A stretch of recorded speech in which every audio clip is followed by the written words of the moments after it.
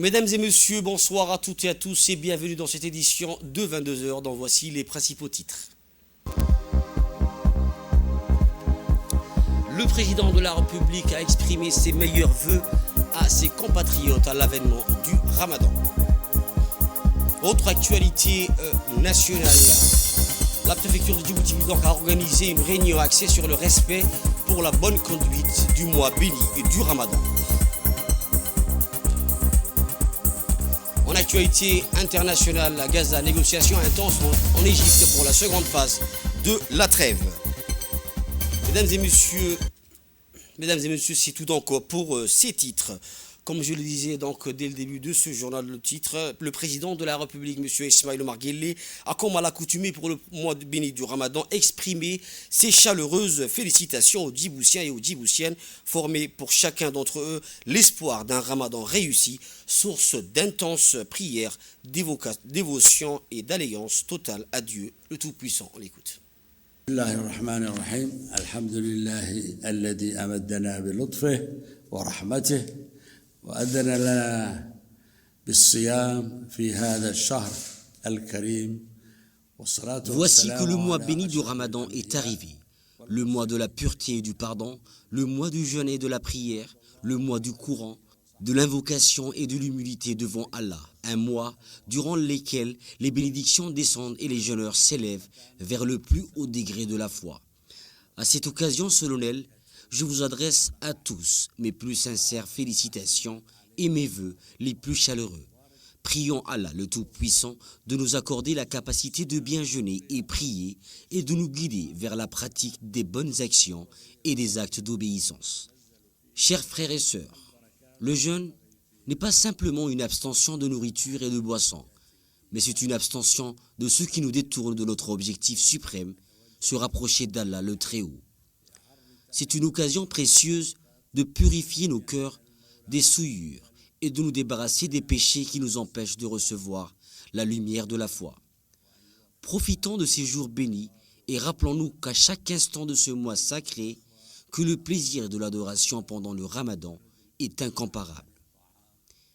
Chers frères et sœurs, cette occasion religieuse solennelle nous parvient cette année dans un contexte difficile, où notre nation arabe et islamique fait face à des situations graves et à des défis immenses.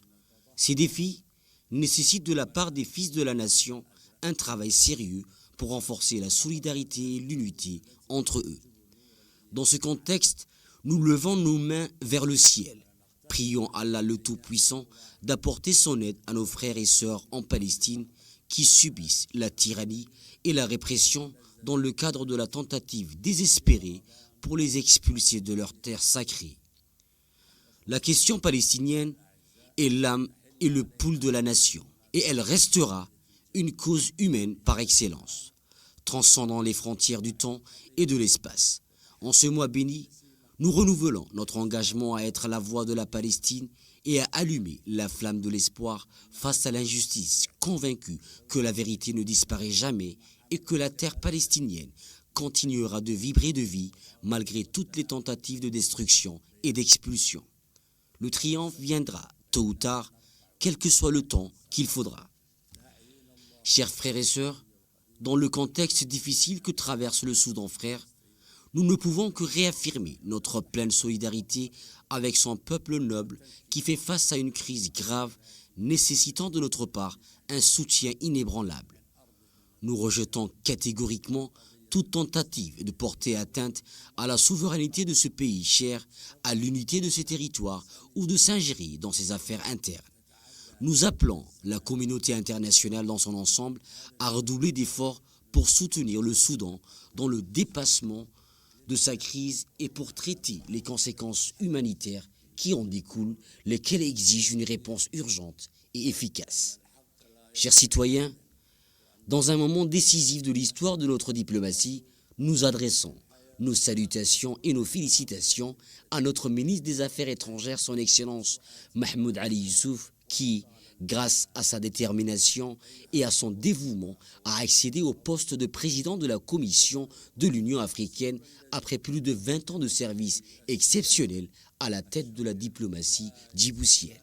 Il a véritablement été une personnalité exceptionnelle, un diplomate de premier plan qui a assumé ses responsabilités avec sincérité et honnêteté, laissant une empreinte indélébile dans l'histoire de la diplomatie, tant arabe qu'africaine. Notre adieu à lui, en ce moment, est en quelque sorte un adieu à une grande époque d'accomplissement et de sacrifice. Nous lui exprimons toute notre gratitude et prions Allah qu'il bénisse ses efforts et que sa carrière, marquée par le dévouement au service des grandes causes de l'Afrique et du monde, continue de briller. Je vous souhaite un mois béni en priant Allah le Tout-Puissant de nous couvrir de sa bénédiction. Ramadan Mubarak, kullu aam wa antum bikhair.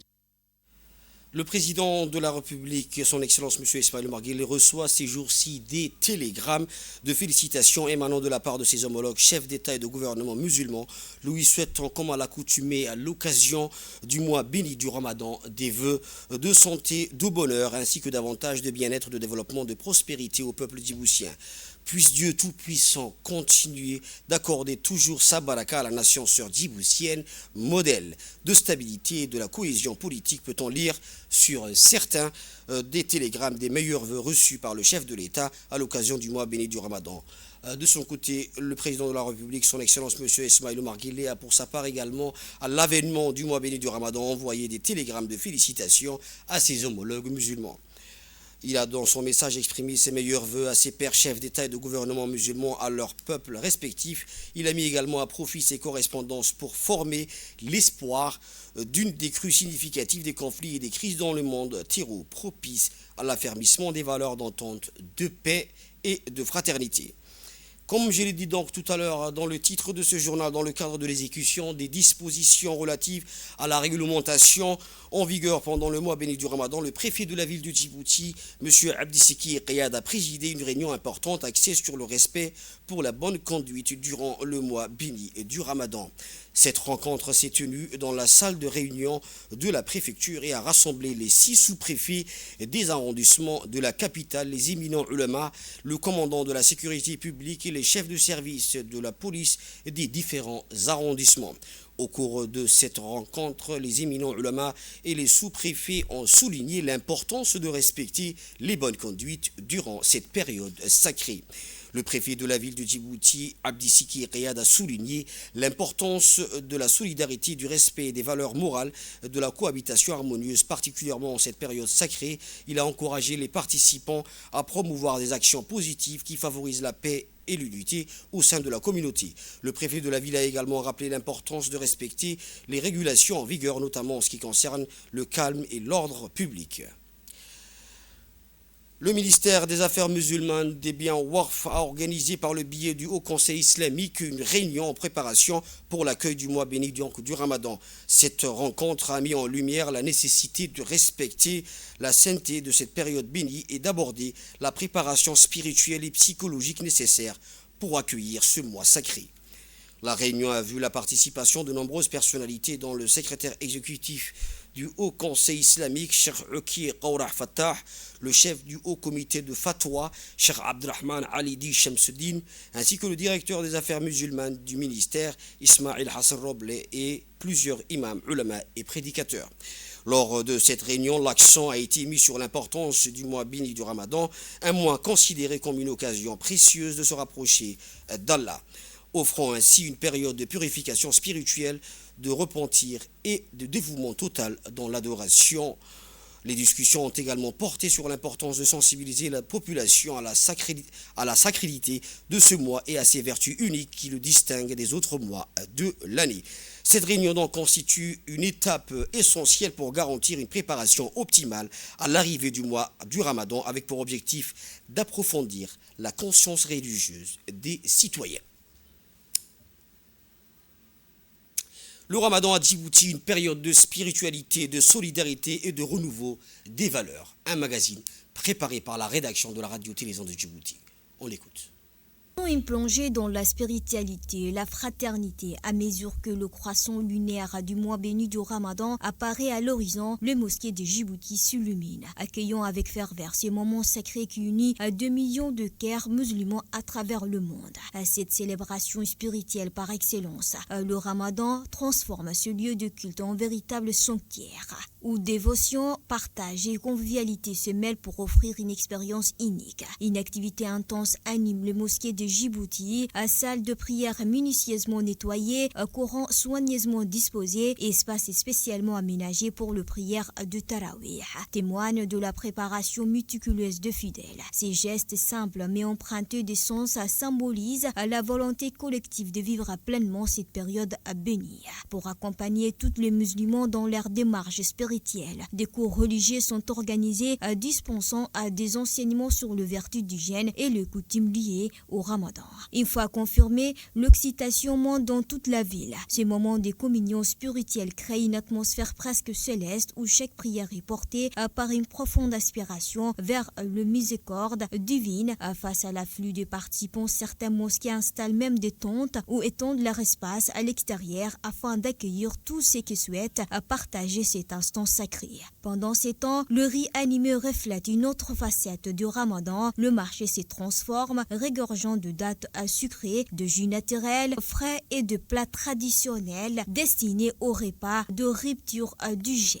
Les familles circulent joyeusement entre les étals, échangeant des sourires, de vœux chaleureux de Ramadan Karim. Ces scènes colorées rappellent combien ce mois est synonyme non seulement de jeûne, mais aussi de partage et de solidarité. En cette période où chaque geste est imprégné de spiritualité, ces espaces sacrés incarnent parfaitement l'esprit du Ramadan. Une quête de paix intérieure, d'élévation morale et de liens sociaux renforcés. Pour ceux qui foulent leur tapis de prière, chaque visite devient une invitation à méditer sur l'essentiel, à ressentir la présence divine et à découvrir la beauté de la communauté humaine. Alors que le Ramadan commence, il rappelle à tous l'importance de vivre ensemble, main dans la main, sous le signe de la foi et de la bienveillance. Et c'est dans cette symphonie de prière et de partage que Djibouti célèbre dignement ces mois si précieux. Donc pour notre jeune journaliste, mais pour le commentaire de ce magazine, toujours en actualité nationale, mesdames et messieurs, la semaine nationale de l'artiste et des langues maternelles, marquée par une riche variété d'activités culturelles, éducatives et artistiques, s'est achevée le jeudi 26 2025 donc de cette année par une cérémonie de clôture solennelle. L'événement s'est tenu dans la matinée à la salle de conférence de la bibliothèque des Archives nationales sous le haut patronage de son Excellence Dr Hibo Momin Asso et ministre de la Jeunesse et de la Culture. Cette cérémonie couronnée par des manifestations culturelles et la remise des prix aux lauréats des différents concours organisés durant la semaine a également honoré des activités ayant brillé dans leurs domaines respectifs. Elle a réuni un public prestigieux composé du Dr Hibo Momin Assoui, des ambassadeurs du Japon et de l'Inde, de la présidente de la Commission nationale indépendante pour la prévention et la lutte contre la corruption, d'honorables parlementaires, des représentants des systèmes des Nations Unies, d'artistes djiboutiens, des représentants des communes de Balbala et de Blahaus, des cadres des départements ministériels, des représentants de la société civile et des lauréats de différents concours.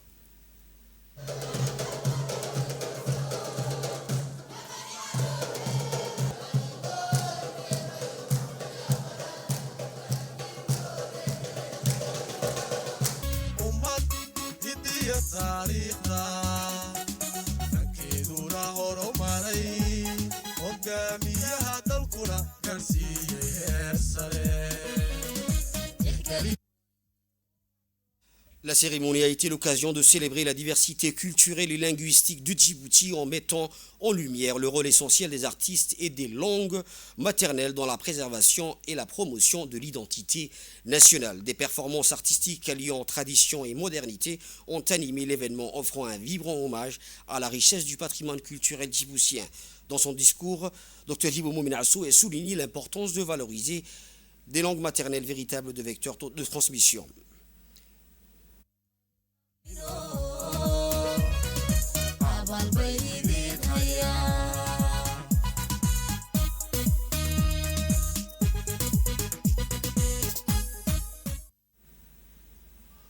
Dr Hibo Minasso, ministre de la Jeunesse et de la Culture, a également rendu hommage aux artistes pour leur contribution à l'enrichissement de la culture nationale. On l'écoute.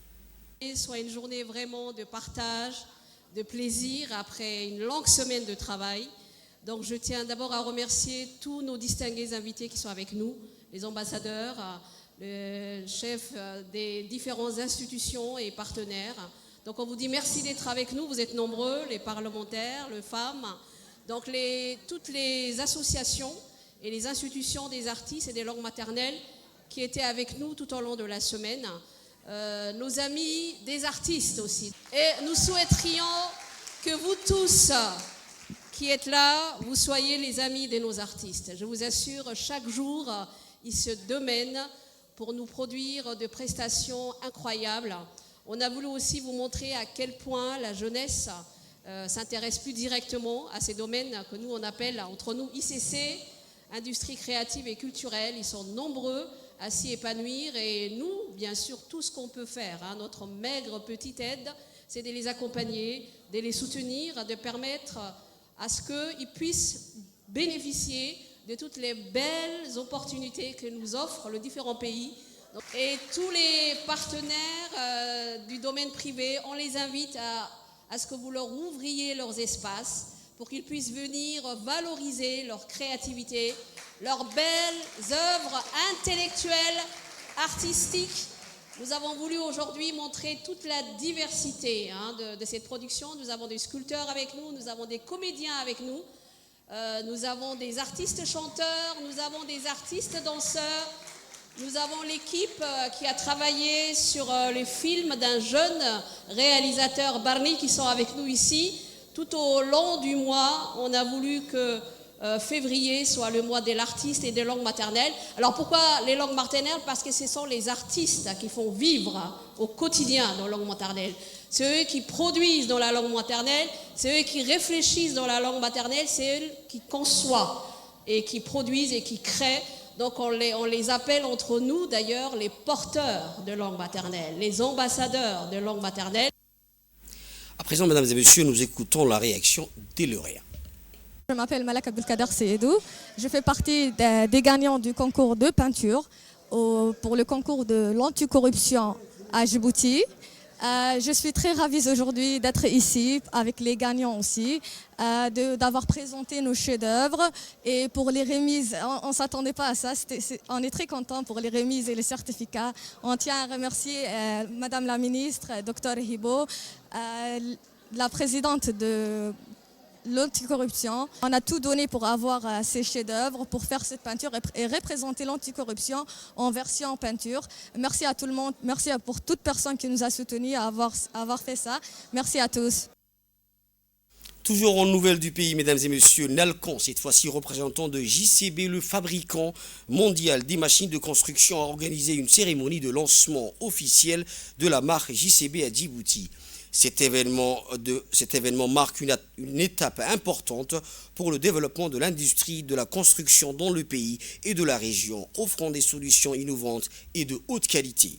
La cérémonie s'est déroulée en présence des membres du gouvernement, à savoir le ministre du Travail, M. Omar Abdi Saïd, le ministre de l'Éducation nationale et de la formation professionnelle, M. Mustafa Mohamed Mahmoud, le ministre de l'Intérieur, M. Saïd Nouh, le président de la Chambre de commerce de Djibouti, M. Youssouf Moussa Dawale, le directeur général de la radio-télévision de Djibouti, M. Adan Abdijama, ainsi que des partenaires commerciaux et des clients. C'était une occasion unique de découvrir la gamme complète des machines JCB reconnues pour leur performance, leur durabilité et leur efficacité. Au programme de cette journée, des démonstrations directes des machines, des présentations sur des innovations technologiques de JCB et des opportunités de réseautage avec des experts de l'industrie. JCB est un leader mondial dans la fabrication de machines de construction, offrant une vaste gamme de produits adaptés aux besoins variés de ses clients. Grâce à l'innovation continue et un engagement envers la qualité, JCB est devenu un choix de confiance pour les professionnels du secteur. Nalcon est un partenaire stratégique positionné pour représenter JCB à Djibouti, s'engageant à fournir un service exceptionnel et un soutien client de premier ordre. À présent, mesdames et messieurs, je vous propose d'écouter les propos du directeur commercial du JCB. Venu aujourd'hui pour cette cérémonie d'inauguration et de lancement des produits JCB à Djibouti qui résulte d'un travail de longue haleine initié par notre directeur général, M. Omar Abdillahi Ahmed. Tout d'abord, je vais vous présenter brièvement l'historique de Nalco. Certains peut-être le savent, d'autres pas. Nalco a débuté en 1996 avec l'ouverture d'un magasin de pièces détachées spécialisé dans la vente de pièces détachées originales pour des véhicules de tourisme. En 2000, Nalco débute ses activités de construction avec la création de l'entité Nalco Construction, en débutant dans les travaux de terrassement avec 2 camions achetés d'occasion, et aujourd'hui qui donne une flotte de 17 camions, une entreprise de tout corps d'État, 5 excavatrices, chargeuses et j'en passe. En 2010, nous opérons notre seconde diversification en ouvrant Nalco Logistique, qui opère jusqu'à aujourd'hui avec une flotte d'une dizaine de camions entre Djibouti et l'Éthiopie. Comme vous pouvez le voir depuis le début, nous sommes d'abord des clients utilisateurs avant d'être des revendeurs. Et comme tout client ou tout entrepreneur ou PME à Djibouti, nous avons été face à certaines problématiques, comme l'absence de vendeurs, on va dire, qui proposent des produits adéquats à un prix compétitif pour les PME, surtout vraiment les PME et entreprises à Djibouti. Toujours en nouvelles du pays, mesdames et messieurs, cette fois-ci, direction Ali Sebié, Ali Adé précisément, a célébré avec fierté le 7e anniversaire des femmes du projet GEA, un événement qui a mis en lumière leur engagement en faveur de la cohésion sociale et du développement local. Cette occasion a également permis de rendre hommage à Mme Mariam Hussein, reconnue pour ses actions en faveur des plus démunis, à travers une distinction honorifique remise par son Excellence Ismaël Omar Guelleh, président de la République, lors du lancement de la Semaine nationale de solidarité. La cérémonie a réuni de nombreuses personnalités telles que le préfet de la région d'Ali Sebié, Abdul Malik Mohamed Banoïta, le vice-président du conseil régional Nour Saïd Geldon, l'honorable député Filsan Abdillahi, la secrétaire général adjoint de l'UNFD Ruqiya Youssouf Ali, ainsi que le directeur général de la DDS Mahdi Mohamed Jamah, le secrétaire exécutif de l'ONARS adjoint M. Hussein Mohamed Sardi. Tous ont félicité Mariam pour sa décoration et ont souligné l'importance des actions des femmes GEA, mettant en avant leur détermination à améliorer les conditions de vie de leur communauté et à renforcer la cohésion sociale. Dans le cadre de cette célébration, les femmes du projet GEA d'Ali Adé ont accueilli leurs consoeurs de la région de Diki de Tadjoura pour 3 jours de formation et d'échange d'expériences. Cette initiative témoigne de leur volonté de partager leurs connaissances et d'encourager d'autres femmes à suivre leur exemple. Depuis leur création en février 2018, les 16 groupes des femmes GEA de Ali Adé sont composés de 208 femmes qui ont bénéficié de soutien de la DDS, qui leur a attribué un financement de $10 000 par groupe, soit un montant total de 28 432 000 djiboutiens. Cela témoigne donc de l'engagement de la DDS à soutenir les initiatives de développement social.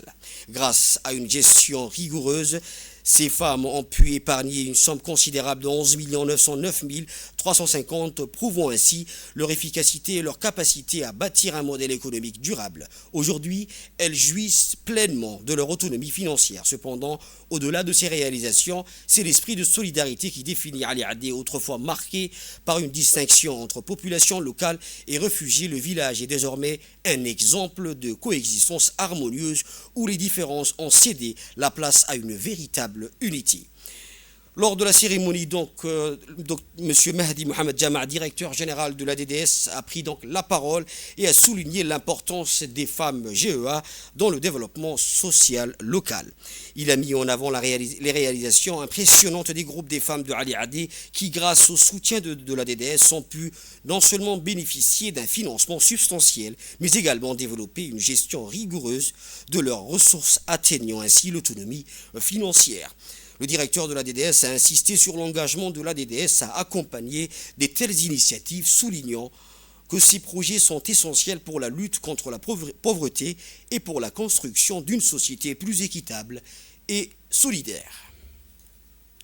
Pour sa part, le préfet de la région d'Ali Sabi, M. Abdul Malik Mohamed Benoïta, a pris la parole pour exprimer bien sûr en premier lieu sa fierté face aux réalisations des femmes du projet GEA et leur rôle essentiel dans la transformation sociale de la région. Il a mis l'accent sur la solidarité qui existe désormais entre les populations locales et réfugiées et sur l'importance de la cohésion sociale dans la construction d'un avenir commun. Le préfet a également salué l'initiative de la Semaine nationale de la solidarité, soulignant que de tels événements renforcent l'esprit de fraternité et d'entraide et sont un modèle de coopération pour les générations à venir.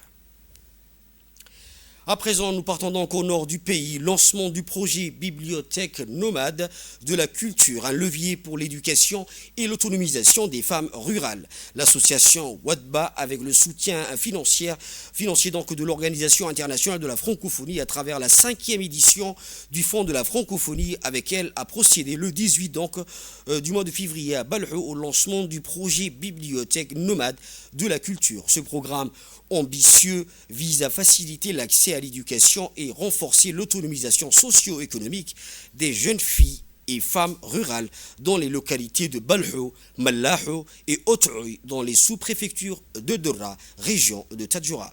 Dans cette région, comme dans les autres régions de l'intérieur, l'éloignement des écoles, le manque de ressources pédagogiques et les barrières socio-économiques freinent l'accès des filles à l'éducation. Pour répondre à ce défi, la Bibliothèque nomade de la culture mettra en place une bibliothèque mobile qui desservira les communautés isolées, offrant aux jeunes filles des ressources éducatives, des formations en gestion et animation de bibliothèques, ainsi qu'un accompagnement pour leur autonomisation économique. Ce projet d'une durée de 36 mois s'inscrit dans l'initiative de la francophonie avec elle, l'OIF, donc il accompagne des actions concrètes en faveur de l'égalité des genres et du renforcement des capacités des femmes.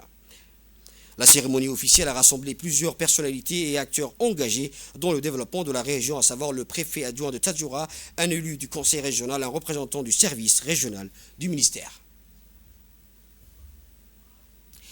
De là, mesdames et messieurs, nous passons à l'actualité internationale. Comme je l'ai dit dans les titres, à Gaza, négociations intenses en Égypte pour la seconde phase de la trêve. Les négociateurs israéliens, qataris et américains poursuivent vendredi au Caire des pourparlers intensifs sur la deuxième phase du cessez-le-feu à Gaza, prévu pour débuter dimanche et visant à mettre un terme définitif à la guerre. Les parties concernées ont entamé des discussions intensives pour examiner les prochaines étapes de l'accord de trêve, a fait savoir le gouvernement égyptien. Israël a envoyé ses négociateurs au Caire après que le Hamas a remis les dépouilles de 4 otages en échange de la libération de 643 prisonniers palestiniens, dernier échange prévu dans le cadre de la première phase de l'accord de trêve. Mesdames et messieurs, ainsi touche fin donc ce journal. Merci à vous de l'avoir suivi. Le programme continue sur Télé Djibouti.